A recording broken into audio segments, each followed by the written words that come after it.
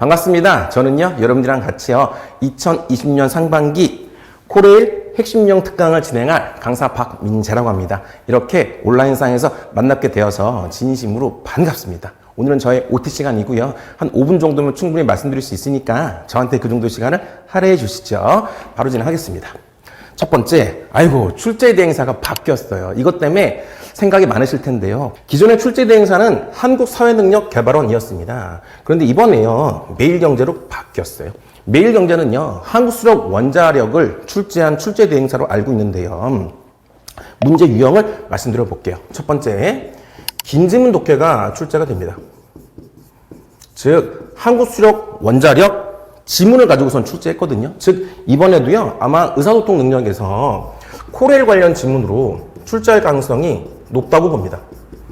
그다음 두 번째는요, 자료석인데요. 자료석이요, 수치 계산하는 것들이 출제가 돼요.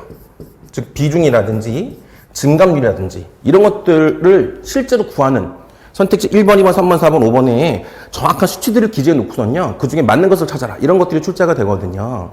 일반적인 자료 해석은 정확한 수치 계산은 잘 없고요. 대수비교 정도 하는 것만 출제가 되는데, 근데 매일경제는 이런 식으로도 출제가 됩니다. 세 번째, 최적화 또는 점수 계산, 최단거리. 이런 유형의 문제들도 출제가 돼요.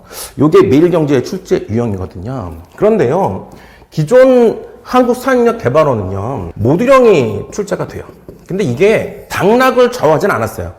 쉼의 기능이라든지 아니면 발생형 탐색형, 이런 업무 수행 과정에서 발생하는 문제 유형을요, 구분하는 그런 문제라든지 이런 것들이 출제가 되긴 했는데, 이거는요, 당락을 좌우하지는 않습니다.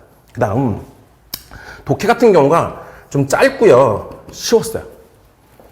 이걸 기억하시고, 그 다음에 사자성어도 출제된 적이 있거든요. 근데 그 사자성어도요, 그리 난도가 높진 않았습니다. 저번 같은 경우는 반면교사, 그게 출제가 됐었거든요.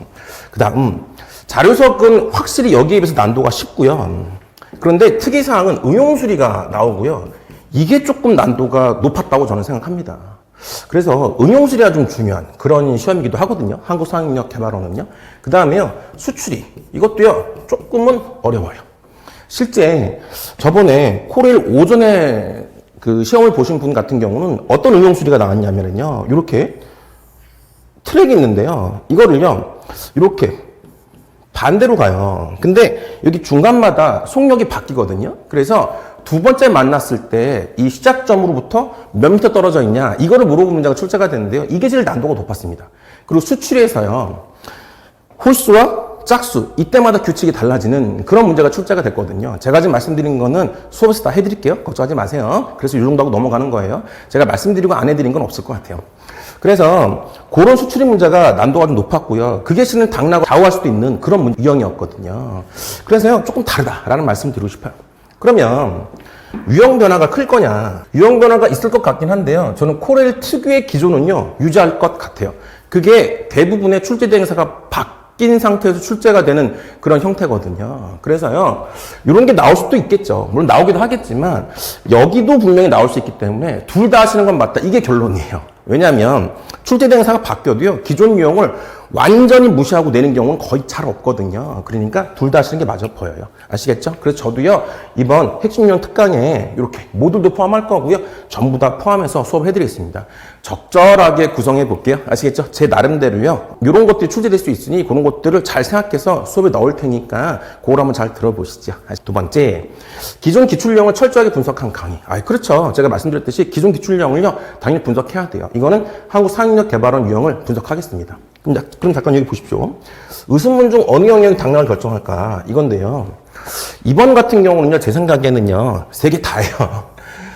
기존에 제가 그 OT를 촬영할 때는요, 수리라고 말씀드린 적이 있거든요. 근데 이번에는 그렇지 않습니다. 긴지문 독해가 나올 가능성이 많고요. 이거를 못 하시면은요, 뒤에 문제를 아마 못 푸실 거예요.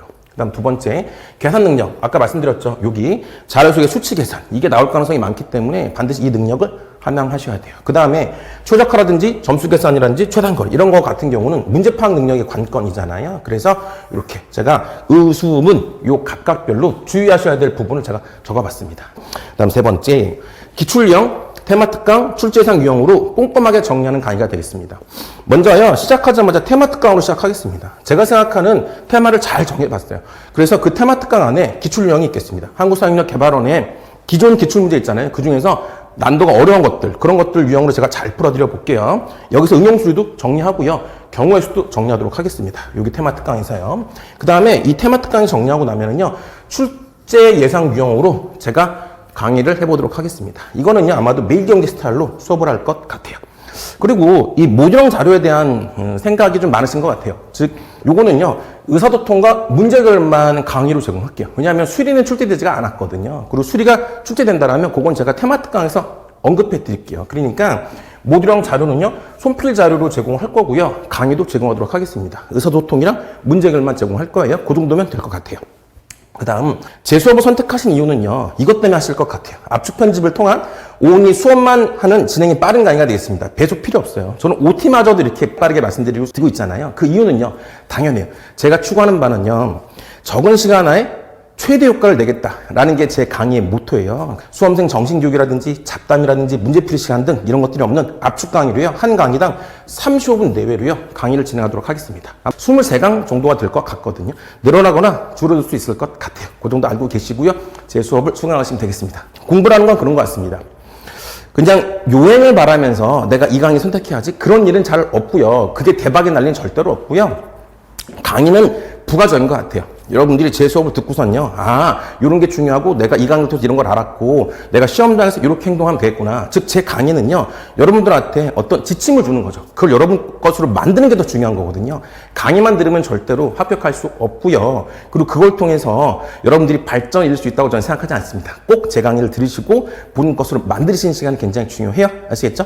수업 듣고 바로 복습, 또 문제를 풀면서 그걸 적용해보는 그 연습이 제일 중요한 것 같습니다. 자, 여기서 마무리하겠습니다. 감사합니다.